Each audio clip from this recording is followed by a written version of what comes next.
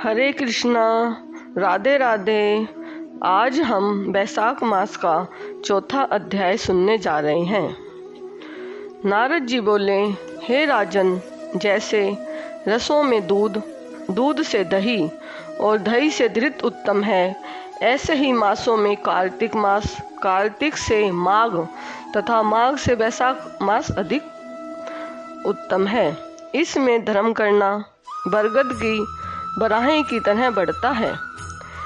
मेघ की क्रांति में मधुसूदन भगवान का ध्यान तथा प्रातःकाल स्नान कर विष्णु का पूजन करें और नीचे लिखे मंत्र से मधुसूदन भगवान की प्रार्थना करें। हे मधुसूदन देवादिदेव, मैं बैसाख मेष की संक्रांति भर प्रातःकाल स्नान करने की कामना करता हूँ। आप इसे निर्विघ्न पूर्ण कीजिए। फिर अर्घ्य देते हुए कहें, हे मधुसूदन, आपको अर्घ्य देता हूँ, इसे भली भांति ग्रहण कीजिए। गंगा आदि नदी, तीर्थ, सब जलाशय मेरे लिए हुए। अर्घ्य को प्रसन्नता से ग्रहण करो और मुझ पर प्रसन्न होकर यथोचित फल दीजिए। फिर वस्त्र पहनकर आह्निक कर्मों को करें। फूलों से भगवान का पूजन करें।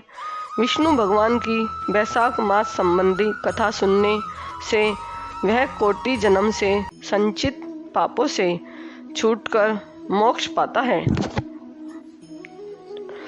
पृथ्वी, स्वर्ग और पाताल कहीं भी दुख नहीं होता, कभी गर्भ में नहीं आता और न कभी माता का दूध पीता है।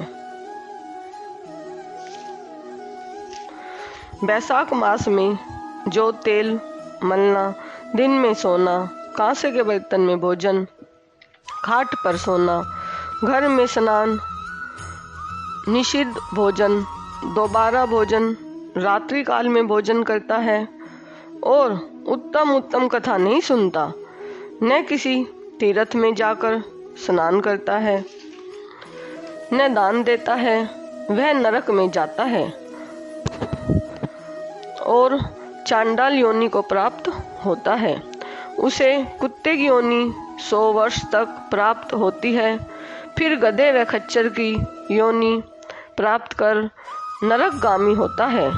1000 ब्राह्मणों की हत्या का पाप किसी तरह दूर हो जाता है, परंतु बैसाख मास में स्नान आदि न करने से उसका पाप कभी दूर नहीं होता। बैसाख मास में नियम पूर्वक कमल के पत्तों पर भोजन करने से सब पापों से निवृत्त होकर विष्णु लोक मिलता है। बैसाख मास में दोपहर के समय मार्ग चलकर अपने घर पर आए हुए या थके हुए ब्राह्मणों को सुंदर आसन देकर जो उनके चरणों को दबाता है, चरणोदक को अपने मस्तक पर छिड़कता है, उसके सब बंधन कट जाते हैं। उसे गंगा आदि संपूर्ण तीर्थों में स्नान करने के बराबर फल निश्चय ही मिलता है। बैसाख मास में अन्नदान व जलदान न करने से पाप और दुख कभी दूर नहीं होते। प्रातःकाल सूर्योदय होने पर सागर से मिलने वाली सप्त गंगा, जाह्नवी, वृद्ध गंगा, कालिंदी, सरस्वती, कावेरी, नर्मदा और वैनी में स्नान करके विष्णु भगवान में मन लगाने से 7 जन्म के संचित पाप शीघ्र नष्ट हो जाते हैं। बैसाख के महीने में बावड़ी में स्नान करने या घर से अलग अप्राकृत गो के चरण के रखने की जगह के समान जल भरा हो तो उसमें भी स्नान करने से, हे राजन, बड़े बड़े पाप दूर हो जाते हैं। जो कोई धन संपन्न हो अथवा दरिद्री या पराधीन हो, उसे जो वस्तु मिल जाए वह ब्राह्मण को दान देना उचित है।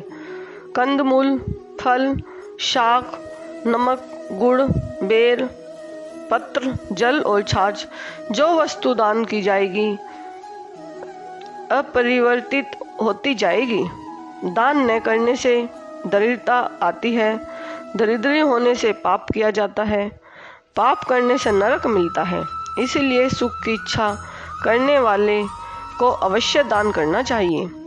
कोई बड़ा मकान अच्छा सुंदर और सब सामग्रियों से शोभ्यमान हो मगर उस पर छत न हो तो शोभा नहीं पाता। जैसे दया न होने पर सब गुण वृथा हैं, जैसे उत्तम शाक भी बिना नमक के स्वादिष्ट नहीं लगता, जैसे कोई कुरूपवती स्त्री श्रृंगार होने पर भी अच्छी नहीं लगती, ऐसे ही वैशाख मास में जो धर्म कर्म या स्नान आदि नहीं करता उसका किया सब वृथा है। वैशाख मास में तीर्थ यात्रा, जप तप, दान और होम आदि का फल भी अधिक होता है और तुरंत फल मिलता है। मधुसूदन भगवान इसके देव हैं। जिसने किसी प्रकार भी वैशाख मास में मधुसूदन भगवान का पूजन नहीं किया वह मूढ़ बुद्धि शूकर की योनि पाता है। जो तुलसी दल से वैशाख मास में मधुसूदन भगवान की पूजा करता है वह सार्वभौम राजा हो कोटि जन्म तक अनेक सुख भोगता है और फिर अपने करोड़ कुलों को लेकर विष्णु की सायुज्य मुक्ति को पाता है। बोलो वैशाख मातम की जय। चौथा अध्याय पूर्ण हुआ।